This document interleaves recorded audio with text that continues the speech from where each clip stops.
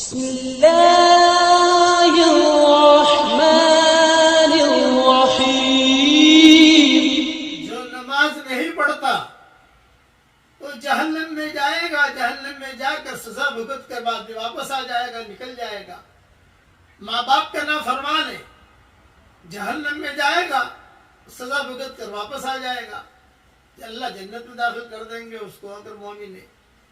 اسی طریقے سے سودی کاروبار والا گناہ ہے، جہنم میں جائے گا، بعد میں واپس آ جائے گا. مگر ایک گناہ ایسا ہے جو ہمیشہ ہمیں جہنم میں رہے گا، اور وہ گناہ ہے اللہ کے ساتھ کسی کو پارٹنر کرنا. کہ اللہ نے پیدا کیا ہم کو اور اس کے سامنے ہم سجدہ نہیں کرتے، اللہ نے پیدا کیا ہم کو اور اس کو ہم نہیں مانتے. یہ اتنا بڑا جرم ہے کہ ہمیشہ ہمیشہ یہ آدمی جہنم میں رہے گا. اللہ تعالی جہنم سے ہم سب کی پوری پوری حفاظت فرمائے. آمین.